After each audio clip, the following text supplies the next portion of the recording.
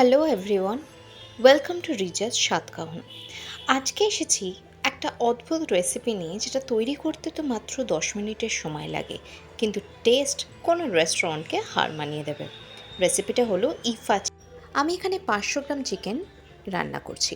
তো 500 গ্রাম চিকেনে আমি 1.5 চামচ মতো আদা, রসুন এবং লঙ্কা বাটা দিয়ে নিয়েছি। এছাড়াও আমি এখানে চিলি পাউডার ব্যবহার করছি। এটা একটু হালকা স্পাইসির মধ্যে রেখেছি, তাই এটাতে চিলি পাউডারের সাথে কিছুটা লেমন জুসও দিয়ে নিচ্ছি।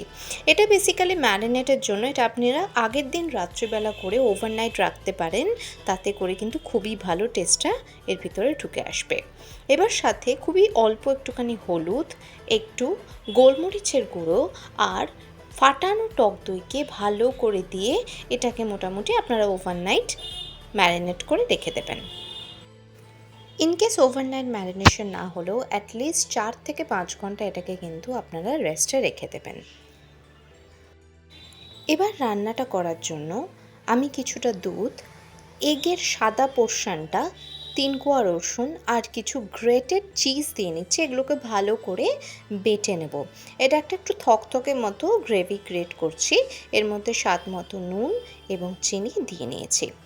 এবার তাওয়াতে কিছুটা বাটার, আপনার চাইলে সাদা তেলও দিতে পারেন, বাট বাটারের ফ্রেগরেন্সটা এখানে আরও বেশি বেটার আসবে।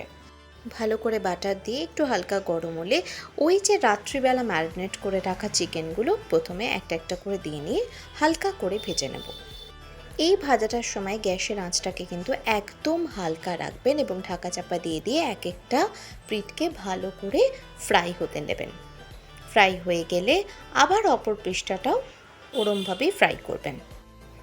এই পুরো ফ্রাইটা কিন্তু কোনোভাবেই বেশি আঁচ রেখে করা যাবে না, তা না হলে এটা কিন্তু পুড়ে যাওয়ার চান্সেস থাকে, যেহেতু এর মধ্যে টক দই রয়েছে এবং কোনো জলের ব্যবহার আমরা করিনি। কিছুক্ষণের মধ্যে দেখবেন কালারটা একটুখানি এরকম ডিপ এসে যাবে, অ্যান্ড এই সময় আপনারা ফ্রেগরেন্সটা বুঝতে পারবেন ঠিক কীরকম লেভেলের বেরিয়ে গেছে অলরেডি।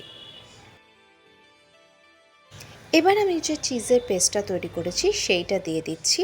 পুরো চিজের পেস্টটা এখানটা একসাথে দিয়ে দিচ্ছি উপর থেকে, এবং এটা দেওয়ার পরে ওই হালকা আঁচ রেখে ঢাকা চাপা দিয়ে দেবো।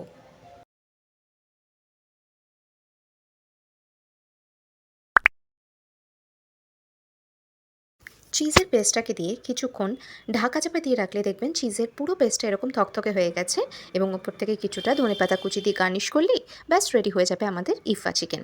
যত তাড়াতাড়ি এটা তৈরি হয় তার থেকে দ্বিগুণ বেশি কিন্তু এটা টেস্ট, একদম রেস্টুরেন্ট স্টাইলে। বাড়িতে এটাকে ট্রাই করুন এবং আমাকে অবশ্যই জানাবেন আপনাদের কেমন লাগলো। আমার ভিডিওটিকে সাবস্ক্রাইব করবেন, ভালো লাগলে লাইক অ্যান্ড কমেন্ট কিন্তু অবশ্যই করবেন।